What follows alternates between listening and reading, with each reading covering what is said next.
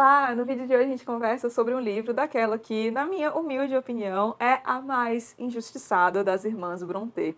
Estou falando de Anne Brontë e este aqui é o seu A Inquilina de Whitefell Hall ou A Senhora de Whitefell Hall. Você pode encontrar este mesmo livro com este título aqui nesta edição que sai pela editora Record.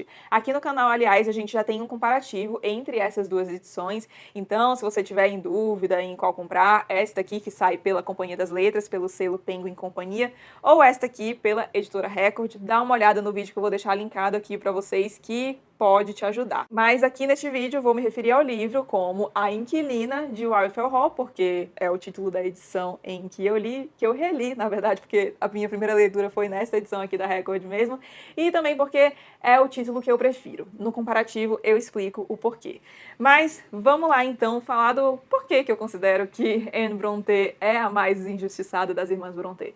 Bom, se você tem certa familiaridade com os clássicos, e nem precisa ter tanta assim, você certamente já ouviu falar de O Morro dos Ventos Vivantes, de Emily Brontë.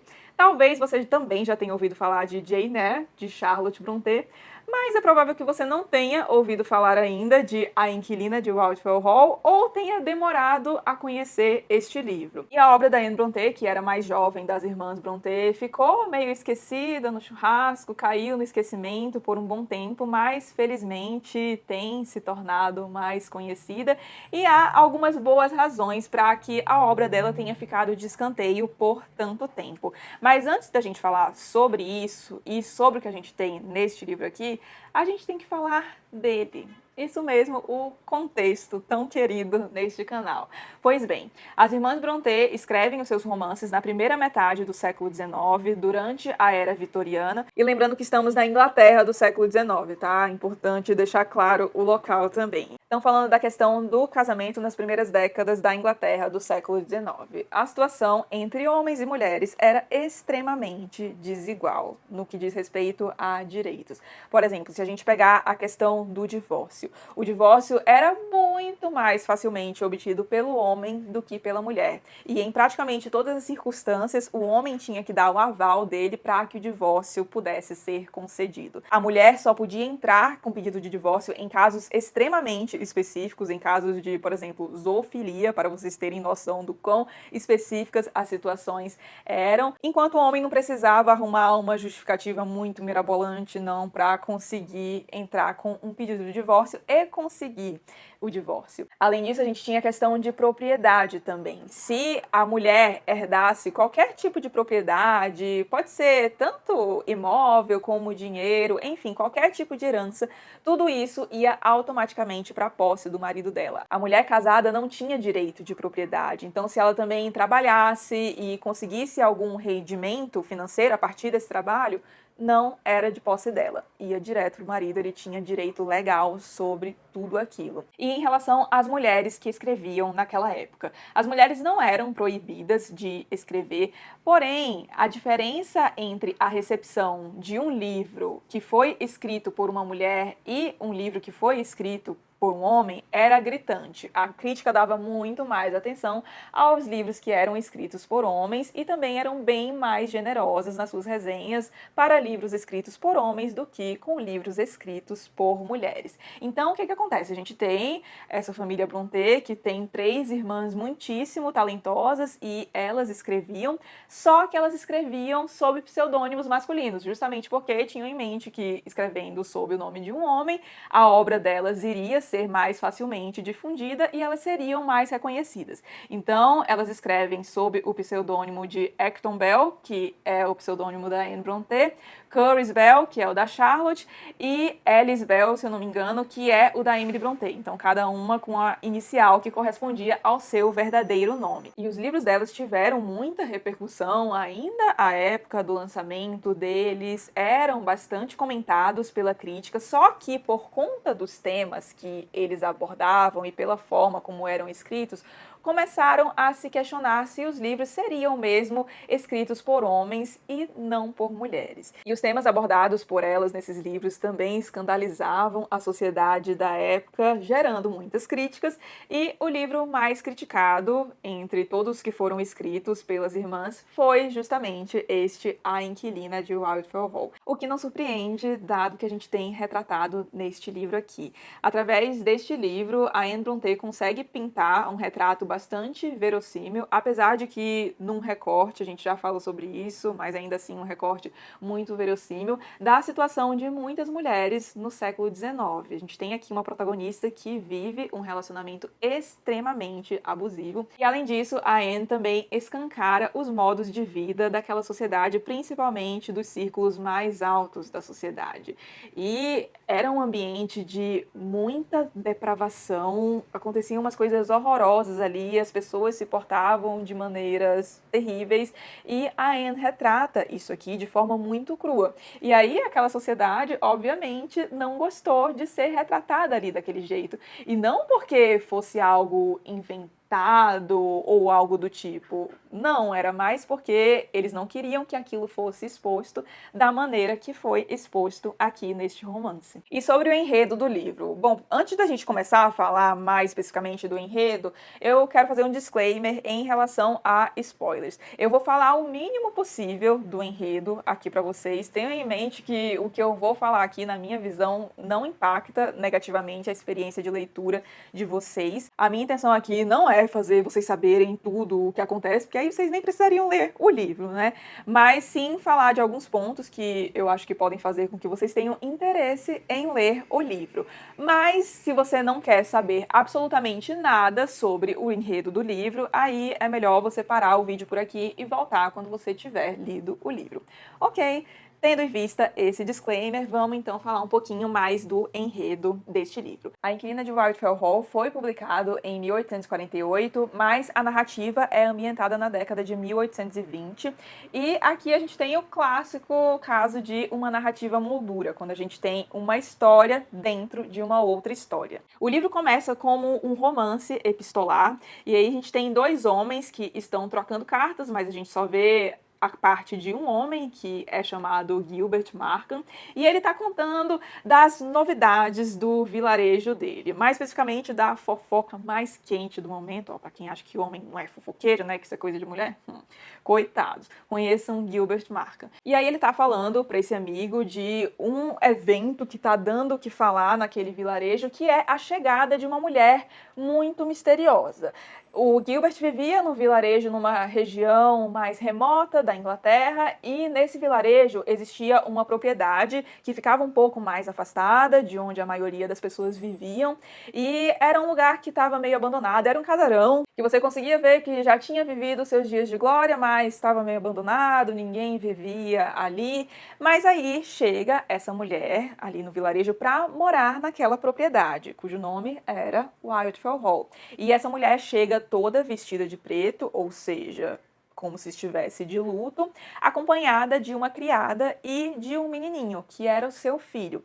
E aí logo as pessoas começam a comentar, né? Ai, meu Deus, a mulher se mudou para aquela propriedade, não sei o quê, querem saber mais sobre ela, povo fofoqueiro, não é? Só que essa mulher não é muito chegada a um convívio social, não. Ela prefere ficar mais isolada, mais na dela, só que o pessoal ali queria entrosar com a mulher. Então eles vão fazer visitas, aí perguntam sobre ela, né? Por que ela tá ali, o que aconteceu com o marido dela, não sei o quê. E ela não demonstra muita vontade em satisfazer a curiosidade desse pessoal, não. Então dá umas respostas meio curtas, evasivas, não faz questão de retribuir a visita dessas pessoas, que inclusive aparecem na casa dela sem nem avisar antes, sem nem terem sido convidadas. Gente do céu, eu acho isso um absurdo. Falei horrores sobre isso na leitura conjunta, porque eu realmente achei um absurdo.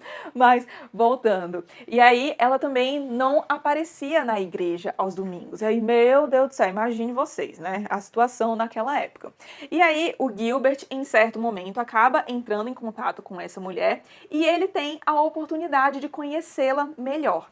Só que ao longo do tempo, como essa mulher não quer dar muita informação sobre ela, etc., quando a pessoa não dá informação, o povo toma as rédeas e inventa a sua própria história. E era o que acontecia ali. Vários boatos circulavam em relação a ela, e esses boatos a acusavam de ações muito infames para a época. Por exemplo, um dos boatos que circulava era de que ela estaria de casinho com o homem que estava alugando a casa para ela. Aí começa a circular boato de que ela, na verdade, nem era viúva, ela tinha um marido e que o marido dela estava vivo. E aí o Gilbert vê aquelas coisas e fica, meu Deus do céu, como assim? Que ele conhecia a Helen. Aliás, eu acabei de me tocar que eu não falei o nome da mulher, né? Mas o nome dela era Mrs. Graham. Ela se apresenta como Mrs. Graham e o primeiro nome dela era Helen. Então, vou chamar de Helen aqui, ok? Perdão. Devia ter falado sobre isso antes. Pois bem, pro Gilbert era Deus no céu, Helen na terra. Helen era perfeita, não sei o que, ele gostava muito dela e ficava indignado com os rumores que estavam rolando por ali.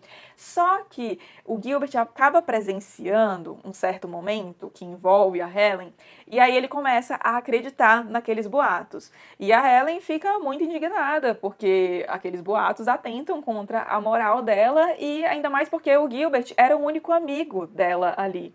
E aí ela fica muito sentida com aquilo e fala, olha, seguinte, eu tenho esse diário aqui, ela arranca algumas partes do diário, as páginas finais, que provavelmente diziam respeito à chegada dela ali naquele vilarejo, impressões dela em relação ao Gilbert, etc. Então arranca essas páginas e entrega o resto para ele e fala, olha, tá aqui, leia a minha história e tire você as suas próprias conclusões. E aí a gente passa a acompanhar, então, a vida da Helen antes de chegar ali em Wildfell Hall. E aí a gente fica sabendo que a Helen vem de uma família bastante privilegiada. Ela é criada pelos tios dela, o pai dela tá vivo, a mãe dela já havia falecido, só que esses tios não tinham filhos, eram bastante ricos e têm interesse em criar a Helen.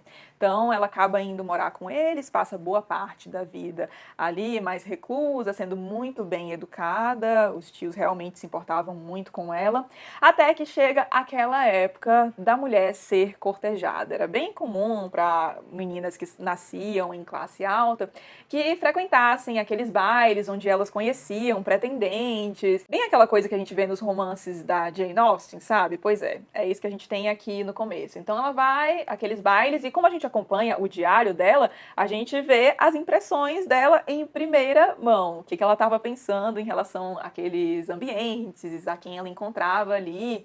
E acaba que os pretendentes dela, em sua maioria, eram homens muito mais velhos do que ela, homens muito ricos, mas muito mais velhos, e homens pelos quais ela não mostrava muito interesse não. Ela ficava entediada com esses homens, mas eles eram muito bem recomendados pelos tios dela, porque eram homens respeitados na sociedade, que podiam dar um bom futuro para ela, materialmente falando, não ia faltar nada para ela, etc.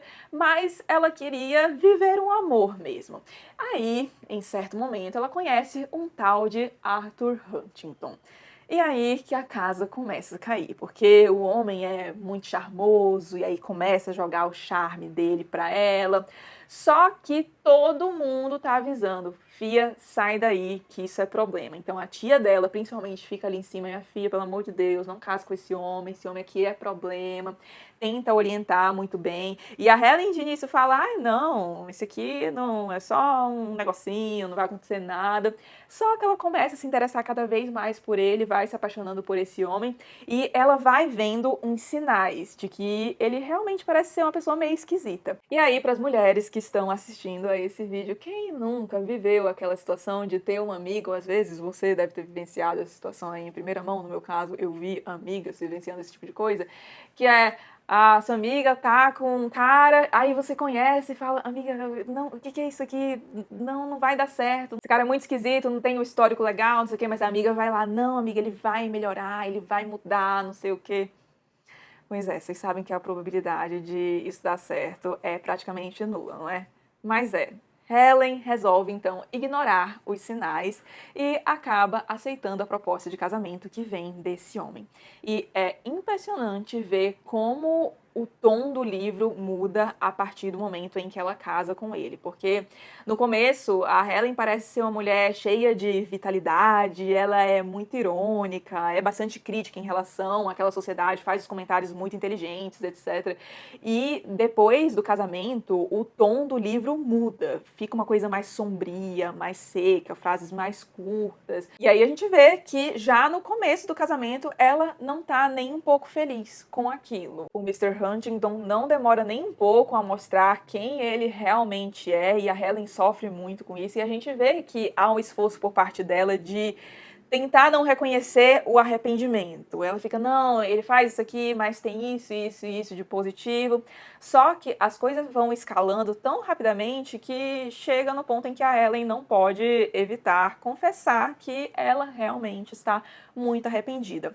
Só que, de novo, ela se apoia muito na fé dela, na moral cristã, e pensa, não, ok, eu que me meti nisso aqui, eu tenho que lidar com isso agora, arcar com as responsabilidades. Todo mundo me avisou, eu percebi, mas eu fui mesmo assim, agora eu tenho que lidar com isso, porque eu assumi um compromisso frente à igreja com este homem. Então, meu dever é ficar aqui, não importa o que aconteça. Só que, gente do céu, ai meu Deus, eu perdi a conta de quantas vezes eu quis arremessar este livro contra a parede de ódio do Mr. Huntington, porque ele não só é uma pessoa horrível, mas ele sabe disso e ele faz questão de mostrar para Helen que ele é assim. Então ele gosta de fazer com que ela sofra, ele percebe, quando eu faço isso aqui, ela sofre muito, então eu vou fazer mais disso. Ele não quer aliviar a barra de jeito nenhum, porque ele sente prazer em vê-la sofrer mesmo.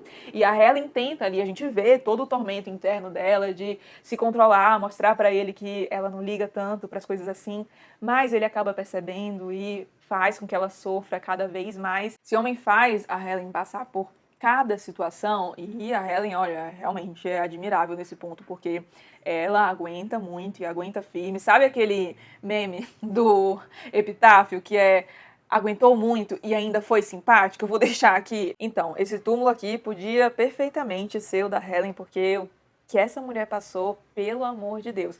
Só que tem um certo momento da narrativa em que acontece uma certa coisa e ela toma a decisão de sair dali. Pensa, ok, agora eu não consigo mais ficar aqui, eu preciso fazer alguma coisa. E aí ela vai para Wildfell Hall. Mas aí, o que é esse estopim? Por que ela resolve sair dali? Como é que ela consegue sair dali, dado o controle que o homem tinha sobre a mulher naquela sociedade? Como ela consegue se manter ali? Pois bem, para saber em relação a tudo isso, você terá que ler A Inquilina de Wildfell Hall. E eu penso que este aqui é a definição de um livro muito à frente do seu tempo, porque imagine você retratar um relacionamento abusivo, publicar um livro sobre um relacionamento abusivo naquela época, em plena era vitoriana, metade do século XIX, com a situação dos direitos da mulher daquele jeito, e não só retratar esse relacionamento abusivo, mas também retratar o modo de vida de muitos daqueles que eram membros das classes mais privilegiadas da Inglaterra. Não à toa, ela incomoda muita gente, e ela, inclusive, fez um prefácio à segunda edição deste livro, comentando os burburinhos que rolavam na sociedade em relação ao livro dela. E o prefácio é maravilhoso, juro, eu acho que o livro já vale a pena a leitura só pelo prefácio dele. Olha o que ela diz aqui, vou ler alguns trechinhos. Meu objetivo ao escrever as páginas seguintes não foi simplesmente divertir o leitor, tampouco satisfazer meu próprio gosto, nem congraçar-me com a imprensa e o público. Quis contar a verdade, pois a verdade sempre transmite sua própria moral a quem é capaz de acolhê-la. Sei que tais personagens de fato existem, e se impedir um jovem impossível de seguir seus passos, os passos do Arthur Huntington no caso, ou evitei que uma garota descuidada incorresse no mesmo erro muito natural cometido por minha heroína, o livro já não terá sido escrito em vão. Uma palavra mais e encerrarei. No tocante à identidade do autor, gostaria que ficasse claramente entendido que Acton Bell não é nem Currer nem Ellis Bell, porque também tinha essa confusão. O pessoal achava que todos os livros do Acton, do Currer e do Ellis tinham sido escritos pela mesma pessoa, mas não era, como a gente sabe nos dias de hoje. Portanto, que seus defeitos não lhe sejam atribuídos. Quanto a ser um nome verdadeiro ou fictício, isso não deve ter grande relevância para quem o conhece apenas pelas obras. Assim como, penso eu, pouca importância deve ter se o escritor assim designado é homem ou mulher, como 1 ou 2 de meus críticos alegam ter descoberto. E é não só a definição de um livro muito à frente do seu tempo, mas também a definição de o que é um clássico, né? Porque é um livro que foi escrito há muito tempo, mas que continua falando com a gente mesmo nos dias de hoje. Ela fala aqui no prefácio que era a esperança dela de que, através da leitura desse livro, uma mulher pudesse deixar de cometer o erro que a protagonista dela comete, e que se uma mulher só já não cometesse esse erro por conta do livro, a escrita deste livro já teria valido a pena. Ou seja, um dos principais propósitos da obra servem até os dias de hoje, porque a gente tem, né, como eu falei aqui pra vocês, as mulheres que têm síndrome de construtora, que acham que vai reformar alguém. Inclusive, eu acho que uma das lições mais valiosas que a gente pode tirar deste livro aqui é justamente não insistir na ajuda a quem não quer ser ajudado.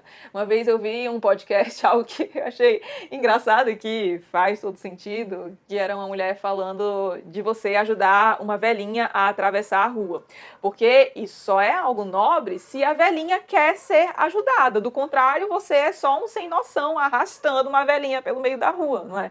Então eu acho que isso é uma coisa que dá para pensar bastante a partir da...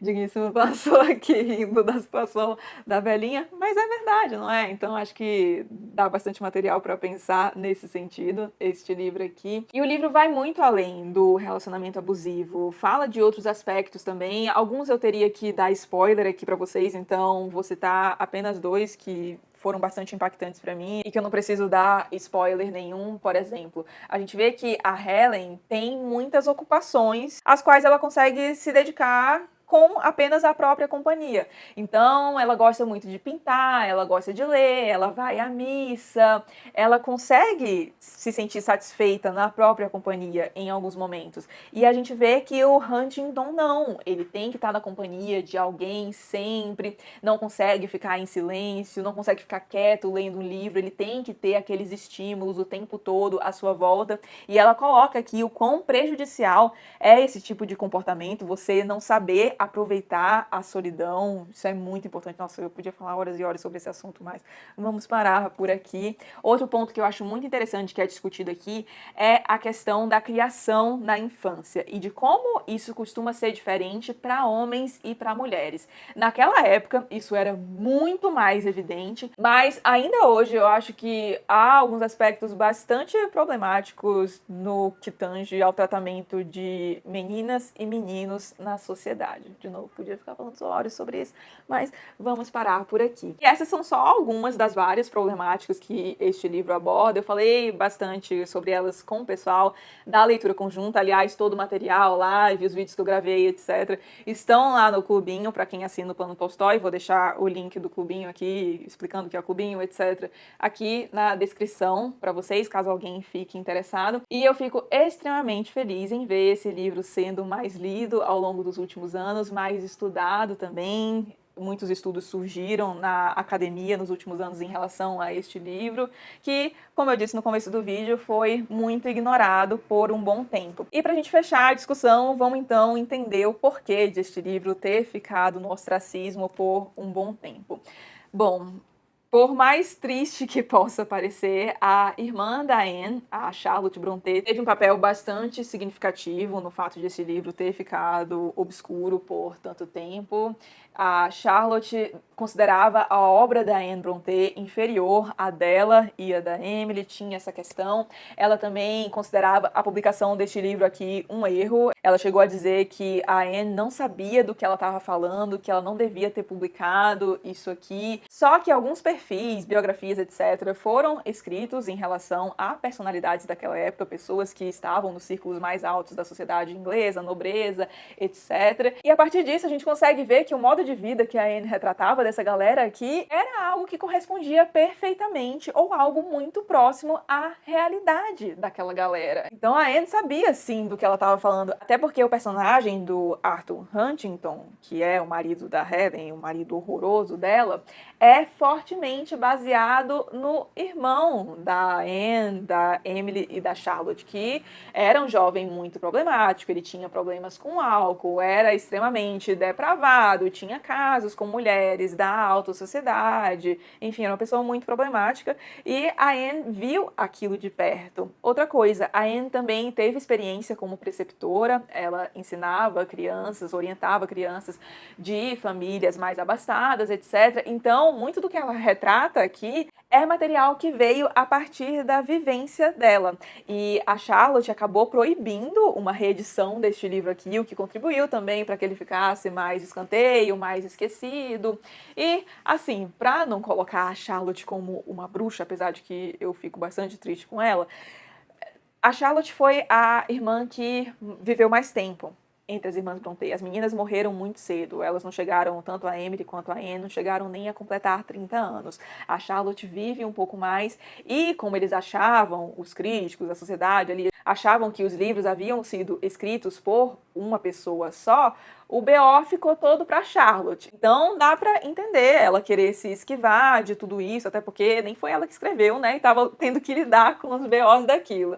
Então dá para entender isso, mas eu confesso que eu fico com um coração apertadinho, especialmente porque ela disse que considerava a obra da Anne inferior à da Emily e à da própria Charlotte. E eu preciso dizer que eu acho que este livro aqui dá uma surra em Jane Eyre. Não é o meu favorito das irmãs, porque este posto realmente, no meu coração, pertence e merece a Emily Brontë e seu Morro dos Ventos Vivantes, mas eu acho este livro aqui bem melhor que Jane Eyre. Que me perdoem os fãs aí de Charlotte Brontë, mas fica aqui a baita recomendação deste livro, que é maravilhoso. Eu vi alguns problemas nessa releitura, tanto que eu dei 4 estrelas para ele, o que ainda é uma nota sensacional nos meus parâmetros, tá? E na primeira leitura eu acho que eu teria dado 4,5 ou 5 estrelas, algo nesse nível. Mas apesar disso, continua sendo um livro de que gosto muito, um livro que eu recomendo muito e que com certeza vai continuar aqui na estante, porque será relido mais uma vez algum dia no futuro, certamente. Se você gostou do vídeo, não esqueça de deixar um like e de se inscrever aqui no canal, caso não seja um inscrito ainda. Um grande beijo e até os próximos vídeos.